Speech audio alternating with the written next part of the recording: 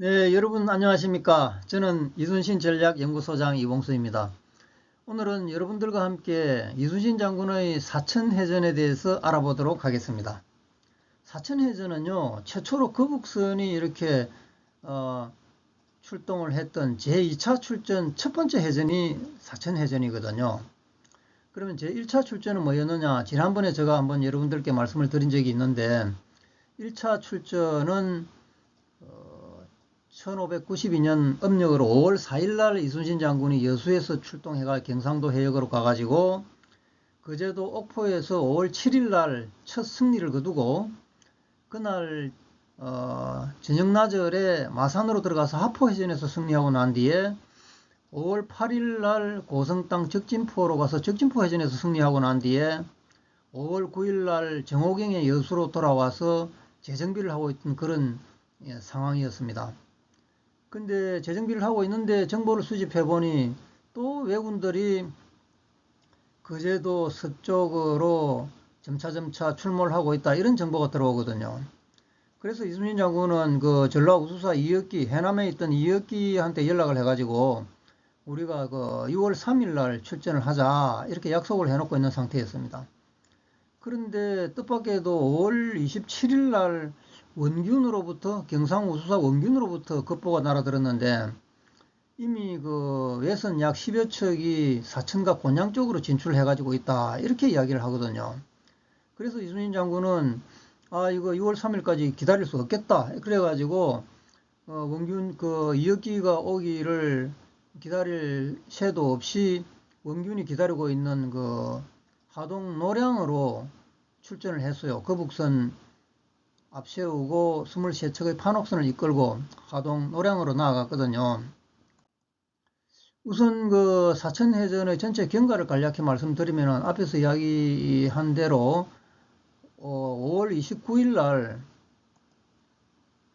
여수에서 출전을 해가지고 하동 노량에서 원균 판옥선 겨우 세척하고 이렇게 합류를 했습니다. 그리고 사천 그 만으로 막 접어드는데 곤양 쪽에서 나오는 척구선으로 보이는 적선 한 척이 막 그 도망을 가거든요. 기슭을 따라서 그것을 계속 이제 안쪽으로 사천만으로 추격을 해가 들어가서 격파를 하고 나서 사천 선창을 바라봤더니 적선 12척이 일렬로 정박을 쭉 해 있고 높은데 막 산 중턱에 적들이 왔다 갔다 하면서 무슨 지시를 받고 하는 게 있는데 그 12척을 완전히 그 격파를 해버린 게 이게 사천해전이거든요.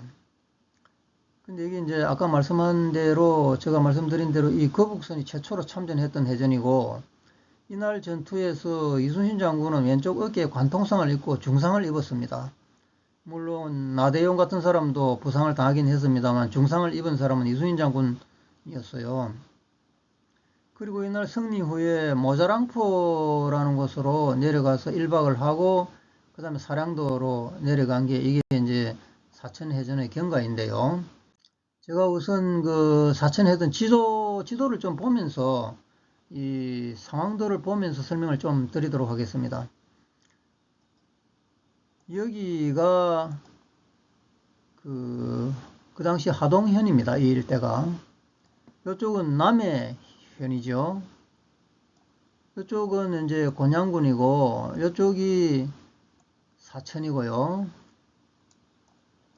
여기가 창선도인데 창선도는 요즘은 그 남해도하고 창선도를 합쳐가 남해군이라 그러지만은 정량이 있는 이 창신도라고 했는데 그 임진왜란 때는 여기는 진주 땅이었습니다. 진주는 여기 있었는데 이게 월경지 진주 땅이었거든요. 그러니까 여기 월경지라는 것은 이거 사천을 뛰어넘어서 진주 관할이다 이 말이거든요. 그래서 여기를 보통 그 창선도를 그 당시 창신도라고 했는데 진주 땅 창신도 이렇게 이야기를 했습니다. 우선 이런 이제 그 지리적인 특성부터 제가 좀 말씀을 드리고 나서 그 여기 이제 그 이순신 장군이 판옥선 23척하고 거북선 이끌고 여기서 원균과 만나가지고 쫙 그냥 이쪽으로 사천만으로 이렇게 쭉 접어 들어가지고 오는데 보니까 갑자기 이 곤양 쪽에서 적선 한 척이 막 나오더니 아마 이게 척구선인지 뭔지 모르지만 그냥 막 북쪽으로 사천만 쪽으로 막 도망을 가거든요. 그걸 이제 추격해가지고 선발대 그 이부 이순신 같은 분들이 추격을 해가지고 들어가가지고 한 척을 완전히 불태워 없애는데 외놈들은 막 그 배에서 뛰어내려가지고 육지로 도망을 가고 그랬습니다. 근데 거기서 그 자리에서 바라봤더니 근처에 그 사천선창이라는 곳에 외선이 12척이 정박을 하고 있는 게 보이거든요. 그리고 여기서 이제 전투가 벌어졌는데 워낙에 이순신 장군 그 이야기로 이야기에 의하면은 여기가 조수 간만의 그 차가 심해가 썰물 때는 잘 들어가기 힘든 곳이었대요.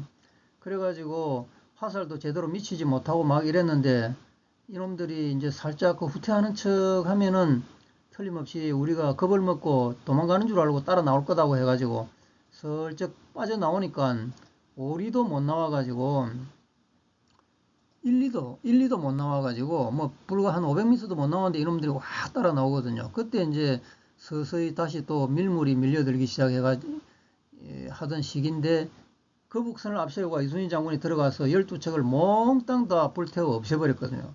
여기서도 큰 승리를 거두었습니다. 그러고 나서 이제 그날 그 해질 무렵에 쭉 내려와가지고 여기 모자랑포라는 곳에서 하룻밤을 자고 그 다음날 창선도를 지나가지고 사량도로 해서 그 다음에 이제 당포해전 이쪽으로 지나가는 게 사천해전의 상항도인데 어쨌든 여기서 이순신 장군이 거북선을 동원해가 크게 이겼습니다.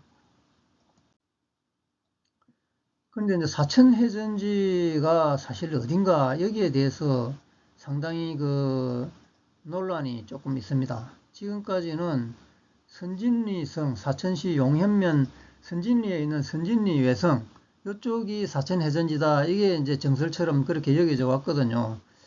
노산 이현상이 1960년대부터 이제 이런 그 주장을 한 이후에 계속 그게 이제 정설로 여겨져 왔는데 제가 이번에 사천해전지는 그 선진리가 아니고 이 장암창지다. 장암창지가 어디냐면은 사천시 축동면 9홀입니다. 사천만 최북단에 있는 그 사천공항 바로 근처에 있는 데가 장암창지인데 여기가 이제 사천해전지라고 저는 비정을 했습니다. 그래서 제가 이제 사천해전 관련 최신 논문을 하나 썼는데요. 지난 5월 달에 논문 제목은 임진왜란 시기 사천해전지 위치 고찰. 이게 역사문화학회에서 이게 KCI 등재지인데요. 지방사와 지방문화라는 그 등재지의 제28권 제1호로 5월 달에 게재가 됐습니다.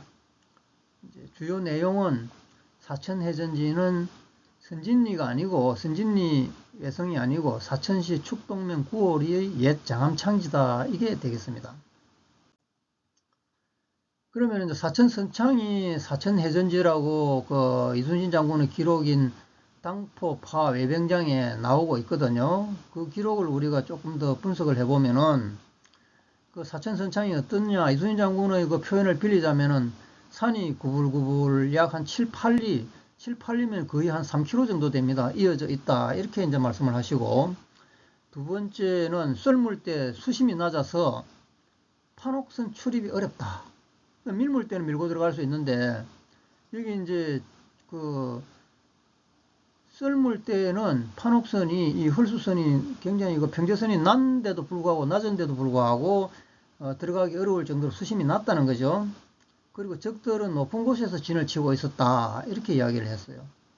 그러니까 이제 이순신 장군이 후퇴하는 척 하다가 밀물 때 거북선을 선두에 세우고 공격을 해서 승리를 했거든요. 이게 이제 이순신 장군의 기록에 의한 당포파 외병장이라는 선조에게 보고한 장계지요. 여기에 이런 내용이 있습니다. 이런 내용이.